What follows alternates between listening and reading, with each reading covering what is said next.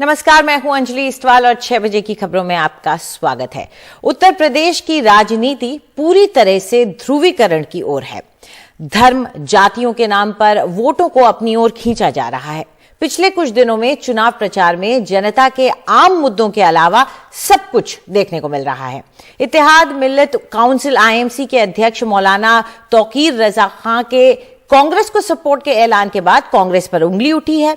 वहीं समाजवादी पार्टी के नाहिद हसन भी अब निशाने पर हैं। बीजेपी दावा कर रही है कि हिंदू घृणा की राजनीति कर रहा है विपक्ष। बीजेपी के नेता संबित पात्रा ने प्रेस कॉन्फ्रेंस कर आरोप लगाया कि कांग्रेस और समाजवादी पार्टी जहर उगलने वाले नेताओं के साथ है।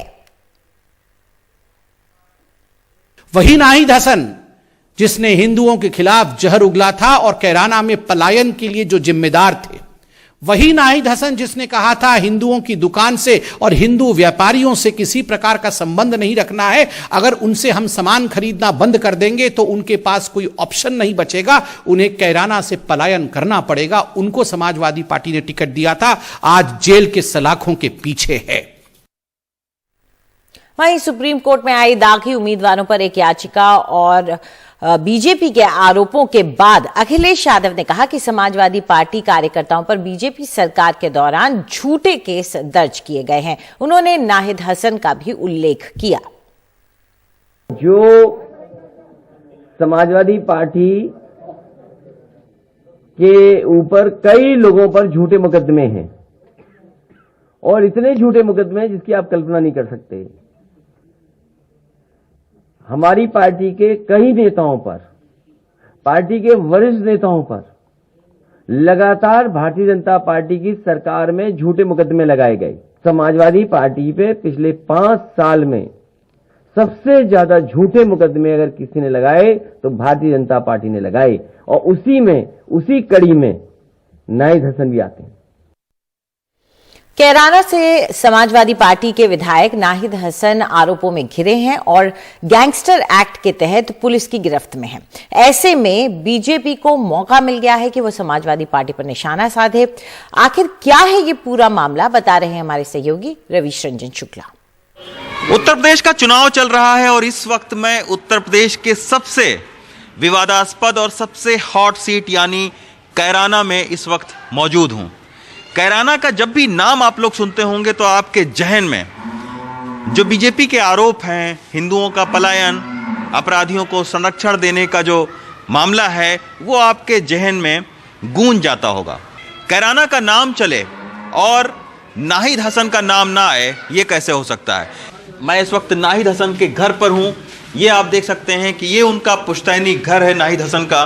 उनके जो पिता हैं मुनव्वर हसन, उनकी मौत हो चुकी है, 4 बार के सांसद रह चुके हैं। परिवार के लोग जो है, एक इकरा हसन हैं, सपा के आला कमान ने उनको फिलहाल मीडिया के सामने आने से मना किया है। अभी हमारी इकरा हसन से बात हुई है। इकरा हसन का ये कहना है कि फिलहाल नाहिद हसन ही कैराना की सीट पर समाजवादी पार्टी के टिकट से चुनाव लड़ेंगे। लेकिन अगर कोई तकनीकी मामला नहीं फंसता है, जब बहुत ही एक तरीके से पुख्ता हो जाए कि अब किसी भी तरीके से वो नहीं लड़ सकते हैं, तभी वो नहीं लड़ेंगे। अभी की हम बात करें तो इकरा का ये कहना है कि नाहिद हसन ही कैराना विधानसभा सीट से चुनाव लड़ेंगे। तो 2014 में जब उन्होंने सियासी शुरुआत की तो उस वक्त उनके ऊपर केस थे कि नहीं? नहीं, कोई केस नहीं था। हाँ। ना 2014 में था, ना 15 में था, ना 16 में था, ना 17 में था। 18 में आके हाँ। जो हमारे SSP थे यहाँ से, हाँ। अजय पाल शर्मा, उन्होंने जो है कोई विवाद होगा था इनका आपस में, उन्होंने उस पर मुकदमा लगा दिया था। वो बीजेपी ये कह रही है कि तमाम सारे हिंदुओं का पलायन कैराना से हुआ और उसके पीछे कहीं ना कहीं नाहिद हसन थे। मेरा कहना यह है कि ये मुद्दा 2014 में माननीय हुकम सिंह जी जो हमारे स्वर्गीय हैं उन्होंने उठाया था। लेकिन पलायन का मुद्दा जब आया तो उसमें हुकम सिंह जी ने ही खुद माफ़ी मांगी है कि मैंने पब्लिक इंटर कॉलेज में खड़े होकर के उन्होंने एक मीटिंग की पूरे कैराना की और उन्होंने माफ़ी मांगी कि साहब पलायन जो है मैंने कानून व्यवस्था पे कहा था, किसी हिस्ट्री शीटर या किसी आम आदमी के लिए नहीं। मेरे लिए तो मृगांका सिंह मेरी बेटी हैं और नाहिद हसन भी मेरे बेटे जैसे हैं। अच्छा, नाहिद हसन भी उनके बेटे हैं? जी जी। वो कैसे बता रहे हैं कि फोर फादर उनके जो है? जी जी जी जी। अच्छा, क्योंकि फोर फादर चौधरी हुकम सिंह जी के और जो नाहिद हसन जी हैं उनके सेम थे। अच्छा। अब वो कन्वर्टेड इधर मुस्लिम गुर्जर हैं और वो हिंदू गुर्जर हैं। अच्छा, सिर्फ दोनों इतना है। गुर्जर? दोनों गुर्जर हैं अच्छा और फोर फादर दोनों के सेम हैं। अच्छा जी। तो माफी मांगी थी उन्होंने कि हमने कोई किसी एक शख्स के ऊपर नहीं कहा था। कैराना के लाखों लोगों को बुला करके उन्होंने माफी मांगने का काम किया। बीजेपी कैराना के सहारे चुनाव में हिंदू ध्रुवीकरण की कोशिश कर रही है, ऐसा आरोप भी लग रहा है। हिंदुओं के पलायन का मुद्दा भी जोर शोर से उठा रही है, लेकिन खुद बीजेपी उम्मीदवार मृगांका सिंह ये कह रही हैं कि कैराना में सामाजिक सामंजस्य है, यहां हिंदू मुसलमान वाली कोई बात नहीं है। हमारे सहयोगी रवीश रंजन शुक्ला ने मृगांका सिंह से भी बात की। कैराना विधानसभा से जो बीजेपी की उम्मीदवार है मृगांका सिंह, वो स्वर्गीय हुकुम सिंह की बेटी हैं और यहां से इस बार चुनाव लड़ रही हैं। मृगांका जी, ये बताइए, कैराना जो विधानसभा का चुनाव है उसकी चर्चा बहुत है इस वक्त उत्तर प्रदेश में, और खास तौर पर जब मैं दिल्ली से भी आ रहा था तो मैं सोच रहा था ये कैराना क्या चीज है, मतलब इतना ज्यादा डर, इतना ज्यादा भय, हिंदू वहां रहते भी हैं या नहीं रहते हैं, या सारे पलायन कर चुके हैं? आपका क्या इस पर विचार है? 2017 से यहाँ पे स्थितियाँ बहुत बेहतर हुई हैं और यहाँ पे एक सामाजिक सामंजस्य भी स्थापित है और सब लोग सुख शांति से यहाँ पे जीवन व्यतीत कर रहे हैं। ये 2017 से पूर्व की जो 2 सरकार रही हैं, ये उनके समय का घटनाक्रम था और पलायन भी यहाँ की एक हार्श रियलिटी रही है। परंतु वर्तमान में ऐसी कोई परिस्थिति नहीं है। वर्तमान में तो पलायन अपराधियों का हो चुका है कैराना से। अच्छा, लेकिन आपके पिताजी ने जो 300 कुछ परिवारों की लिस्ट दी थी, जो वीडियोस हैं उसमें आपके पिताजी ने यही कहा कि ये कानून व्यवस्था का मामला था, ये कोई हिंदू मुसलमान का मामला नहीं था। जी, निश्चित रूप से ये कानून व्यवस्था का ही मैटर है और यहाँ पर क्योंकि अपराध पर कोई नियंत्रण नहीं था 2017 से पहले, इसी कारण ये पलायन की परिस्थिति पैदा हुई थी। बहुत लंबे सूची भी है, उसमें परिवार चाहे 300 हो चाहे 200 हो, परंतु ये भी एक फैक्ट है जिसको आप नकार नहीं सकते हैं। लेकिन उसी सूची को प्रशासन ने नकारा कि नहीं, हमारे तो जानकारी में कोई ऐसी बात नहीं, और भी अनेकों परिवार आपको ऐसे मिलेंगे। यहाँ पे कुछ परिवार लौटे अवश्य हैं और वो पिछले 2-3 वर्षों में ही यहाँ पे लौट कर फिर से अपने व्यापारों को स्थापित कर रहे हैं। नाहिद हसन पर क्या कहना चाहते हैं? वो हैं इतने अपराधी बड़े? निश्चित रूप से इस परिवार ने अपराधियों को संरक्षण तो दिया ही था। अच्छा, इस कारण ही यहाँ पर स्थितियाँ बिगड़ी थी। अच्छा, तो नाहिद का भी उसमें हाथ था क्या? अवश्य उनकी प्रवृत्ति इस प्रकार की है। आज वो खुद गैंगस्टर एक्ट में जेल में है। धन्यवाद हमसे बात करने। ये मृगांका सिंह जी हैं जो कह रही हैं कि विकास कैराना का मुद्दा है, हिंदू पलायन, ध्रुवीकरण वोटों का, अपराधियों का संरक्षण ये मुद्दा नहीं है, ये कैराना का विकास एक बड़ा मुद्दा है। ये खुद बीजेपी के जो उम्मीदवार हैं वो कह रही हैं। अब बीजेपी के जो भी लीडर हैं वो पता नहीं क्यों इतना ज़्यादा कैराना को लेकर हिंदू ध्रुवीकरण की कोशिश करते हुए दिख रहे हैं, जबकि ज़मीन पर जो इन बीजेपी के प्रत्याशी हैं वो कह रही हैं कि केवल एक ही मुद्दा है, वो है विकास का मुद्दा। कैराना से राकेश कुमार सिंह के साथ Ravish Ranjan Shukla, NDTV India. Azad Samaj party के अध्यक्ष चंद्रशेखर आजाद का कहना है कि उनकी पार्टी अपने बलबूते पर चुनाव लड़ेगी। वो अखिलेश यादव से मिलने गए थे लेकिन बात नहीं बनी। उसके बाद उन्होंने अखिलेश यादव पर अपमानित करने का भी आरोप लगा दिया। इस 5 साल में चाहे वो हाथरस का मामला हो, कौन अपनी बहनों को जिंदा जलते देखता है, वो भी कचरे की तरह। चाहे वो प्रयागराज का मामला हो, चाहे वो उन्नाव का मामला हो, चाहे वो आगरा के भाई अरुण वाल्मीकि का मामला हो कि पुलिस जो है पीट पीट के किसी को मार देती है। 30 दिन की जच्चा होने के बाद उस बहन को के कुंडल तक जो है नोच लेती है, उसको पीटती है। चाहे सब्बीरपुर का मामला हो, झुका तो मैं सरकार से तब भी नहीं जब मैं 16 महीने जेल में रहा, जब मैंने रासुका झेली। इसी महीने CNPR NRC का आंदोलन हुआ था पिछले कुछ दिनों पहले, और 16 तारीख की रात को मैं छूटा था। तो डरा तो मैं इस केंद्र की सरकार से भी नहीं, मेरा डर सिर्फ ये था कि अगर विपक्ष के बिखराव की वजह से भारतीय जनता पार्टी सत्ता में दोबारा लौटती है तो इसका खामियाजा मुझे नहीं, मेरे जैसे लाखों निर्दोष लोगों को भुगतना पड़ेगा। ये मेरा दर्द। ये सारी चीजें संघर्ष की हैं, लेकिन कभी मैंने स्वाभिमान से समझौता नहीं किया और मैं आज भी समझौता नहीं करूंगा। हमने तय किया है कि आजाद समाज पार्टी अपने बलबूते जो उन्होंने आज तक काम किया है, उस काम के बलबूते जिसकी लड़ाई आज तक उन्होंने लड़ी है, उन माओं के, उन बहनों के विश्वास के भरोसे। और अब रुक करते हैं पंजाब का। पंजाब के चुनावों की तैयारी चल रही है और हर पार्टी अपनी तैयारी जोर शोर से कर रही है। आम आदमी पार्टी ने भगवंत मान को अपना पंजाब का मुख्यमंत्री उम्मीदवार घोषित कर दिया है। आज मोहाली में पार्टी के संयोजक अरविंद केजरीवाल ने घोषणा करते हुए कहा कि मुख्यमंत्री का चेहरा चुनने के लिए हुई रायशुमारी में 93% लोगों ने भगवंत मान के नाम पर मुहर लगाई। आम आदमी पार्टी की तरफ से पंजाब के अगले सीएम और आम आदमी पार्टी का सीएम चेहरा औपचारिक रूप से सरदार भगवंत मान को डिक्लेयर करते हुए कुछ इस तरह धूमधाम से अरविंद केजरीवाल ने भगवंत मान को पंजाब में आम आदमी पार्टी का मुख्यमंत्री उम्मीदवार घोषित किया। कई लोगों ने मेरा नाम डाल दिया। मैंने शुरू में ही कह दिया था भी मैं रेस में नहीं हूं, तो उन वोट्स को हमने इनवैलिड डिक्लेयर कर दिया। जिसने कहा भाई अरविंद केजरीवाल, उसको हमने साइड कर दिया। उन सारे वोट्स को जो बचे, उसमें 93.3% लोगों ने सरदार भगवंत मान का नाम लिया। जब भगवंत मान को मुख्यमंत्री उम्मीदवार घोषित किया गया तो भगवंत मान और उनकी मां दोनों ही भावुक हो गए। आम आदमी पार्टी के मुख्यमंत्री उम्मीदवार भगवंत मान ने एनडीटीवी से खास बातचीत में कहा कि अब ये जिम्मेदारी मिलने के बाद तालियां और गालियां दोनों उनके जिम्मे हैं। देखिए, मुझे बहुत अच्छा लग रहा है कि मुझे पार्टी ने भी मेरे पे विश्वास किया और इस काबिल समझा कि मैं मुख्यमंत्री के दायित्व को निभाऊं।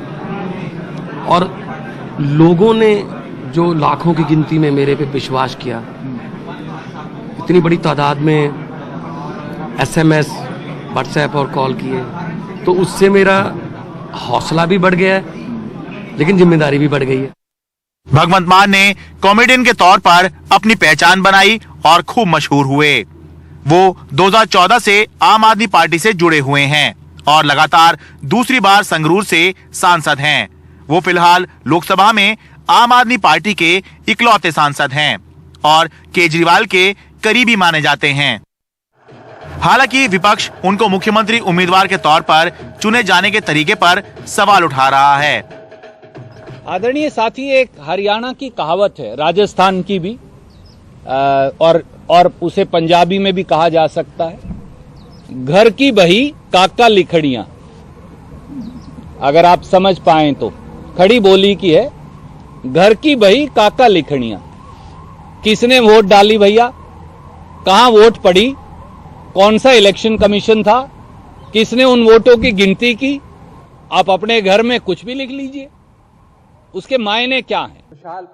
2017 में आम आदमी पार्टी अच्छी संभावना माने जाने के बावजूद सरकार नहीं बना पाई थी और इसका एक बड़ा कारण माना गया कि आम आदमी पार्टी ने मुख्यमंत्री उम्मीदवार घोषित नहीं किया था। इसलिए इस बार पार्टी ने अपने सबसे मशहूर चेहरे भगवंत मान को अपना चेहरा बनाया है। आम आदमी पार्टी पर पंजाब में बाहरी होने के भी आरोप लगते हैं। इसका एक बड़ा कारण यह है कि कुछ लोगों को लगता है या फिर विरोधी दल आरोप लगाते हैं कि पंजाब में अगर आम आदमी पार्टी जीती तो अरविंद केजरीवाल दिल्ली छोड़कर पंजाब के मुख्यमंत्री बन जाएंगे। अब भगवंत मान को मुख्यमंत्री उम्मीदवार घोषित करके आम आदमी पार्टी ने इन आरोपों का जवाब देने की भी कोशिश की है। दिल्ली से उमाशंकर सिंह और मोहाली से अपने कैमरा सहयोगी अश्विनी मेहरा के साथ मैं शरद शर्मा, एनडीटीवी इंडिया। और फिलहाल ले रहे हैं एक छोटा सा ब्रेक के बाद आपको बताएंगे कि कोयले के संकट से आखिर क्यों जूझ रहे हैं मध्य प्रदेश के बिजली घर।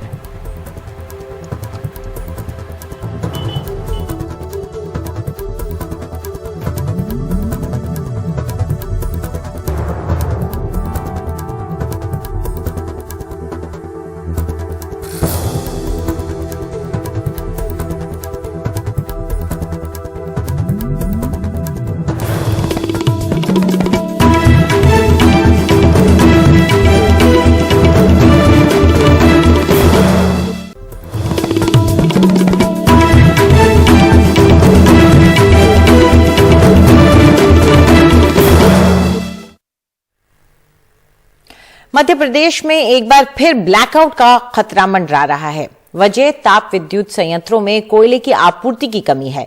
रबी सीजन में बिजली की मांग अधिक होती है, उस वक्त बिजली उत्पादन कम हो गया है। पावर प्लांट में 2 से 7 दिन का ही कोयला बचा है। इन बिजली घरों से बत्ती कभी भी गुल हो सकती है। बारिश के वक्त कम सप्लाई हुई, रेलवे पर भार है, नतीजा मध्य प्रदेश को भी भुगतना पड़ रहा है। हालात ये हैं कि बीरसिंहपुर के संजय गांधी ताप विद्युत गृह की 210 मेगावाट की एक इकाई कोयले की कमी के कारण बंद है। श्री सिंगाजी ताप विद्युत गृह की 600 मेगावाट क्षमता वाली 2 नंबर की इकाई 5 जनवरी से बंद है। अमरकंटक ताप विद्युत गृह में रोजाना 4000 टन कोयले की जरूरत है, स्टॉक में है 8300 टन। उत्पादन होता है 210 मेगावाट, फिलहाल उत्पादन हो रहा है 149 मेगावाट। संजय गांधी ताप विद्युत गृह में 18,000 टन रोजाना की जरूरत है, 70,000 टन स्टॉक में है, क्षमता 1340 मेगावाट है, उत्पादन हो रहा है 477 मेगावाट। सारनी पावर प्लांट में रोजाना की जरूरत है 20,500 टन कोयला, स्टॉक में है 38,300 टन, क्षमता है 1330 मेगावाट की, उत्पादन हो रहा है 253 megawatt. Shri Singaji power plant में 35,000 टन कोयले की जरूरत है, स्टॉक में है 1,90,000 टन कोयला, क्षमता है 2700 मेगावाट, उत्पादन हो रहा है 1708 मेगावाट। सरकार मानती है कोयले के स्टॉक की थोड़ी दिक्कत है, लेकिन ये भी कहती है कि ग्राहकों को तकलीफ नहीं होगी। वहीं कांग्रेस कह रही है ये लापरवाही है। हमारे जो प्लांट कम लोड पे चल रहे हैं, वो क्यों चल रहे हैं? मांग में कमी है, नंबर 1। कई प्लांट हमारे इस समय वार्षिक संधारण में भी जा रहे हैं, जो उनका मेंटेनेंस होता है। आज मैं फिर ये बात को रिपीट कर रहा हूं कि कोयले का संकट है, परंतु हम उस संकट के कारण आम उपभोक्ता को परेशान नहीं होने देंगे, ये हमारा सुनिश्चित वायदा है। मध्य प्रदेश सरकार बिजली संकट को गंभीरता से मेरे ख्याल से नहीं ले रही है। यदि कम समय के लिए कोयला है तो ये पहली बात ये है कि ये स्थिति नौबत क्यों हुई। जनरेटिंग यूनिट शटडाउन जाती है तो उसको वापस चालू करने में काफ़ी समय लगता है, तो ऐसी स्थिति निर्भर नहीं हो, ये प्राथमिकता में रखनी चाहिए। सरकार ये अलग कहे कि हम उपलब्ध करा देंगे, अरे उपलब्ध करा देंगे कब? Madhya Pradesh power generating company में रोजाना खपत करीब 50,000 मीट्रिक टन कोयले की है, जबकि आपूर्ति 40 से 45,000 मीट्रिक टन हो रही है। इसी वजह से स्टॉक लगातार घट रहा है। मध्य प्रदेश में नए साल में विद्युत विभाग की तरफ से ग्राहकों को जो पहला तोहफा मिला वो था 16 पैसे प्रति यूनिट की बढ़ोतरी, और अब कोयले के स्टॉक में कमी की खबर आ रही है। वो तो गनीमत है कि डिमांड पीक पर नहीं है। अगर ऐसा होता है तो फिर ब्लैकआउट का खतरा भी मंडरा सकता है। भोपाल से कैमरा पर्सन रिजवान खान के साथ अनुराग द्वारी, एनडीटीवी इंडिया।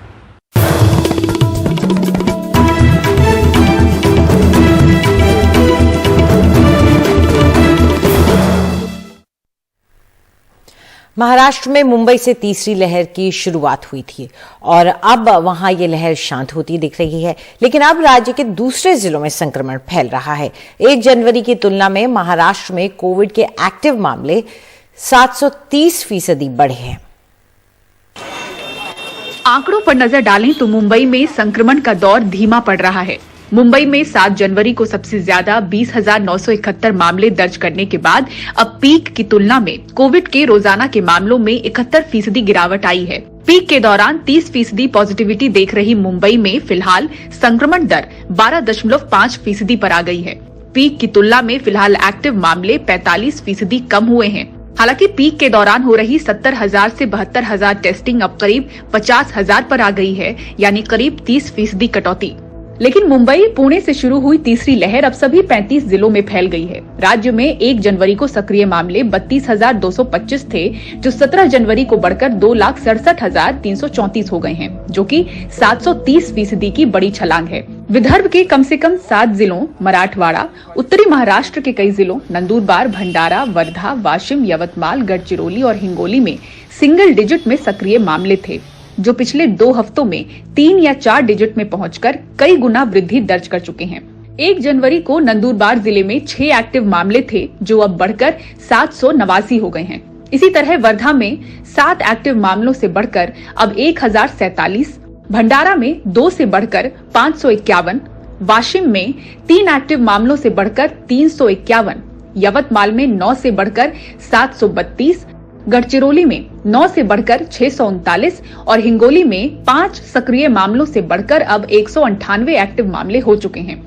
जो छोटे शहर है और इस खास करके ग्रामीण इलाका है, वहां पर ये नियमों का पालन ठीक से नहीं हो रहा है और वैक्सीनेशन भी कम है, इसलिए अभी वहां पर ये कोरोना के मरीज ज्यादा पाए जा रहे हैं। महाराष्ट्र के मराठवाड़ा के कुछ जिले, नागपुर के विदर्भ के कुछ जिले और जो कोंकण इलाका है जो मुंबई के करीब है, ऐसे रायगढ़ और पालघर जिलों में, और जो पश्चिम महाराष्ट्र है जहां पर कोल्हापुर, सातारा, सांगली, अहमदनगर, यहां पर भी ये केसेस ज्यादा करके पाए जाने लगे हैं।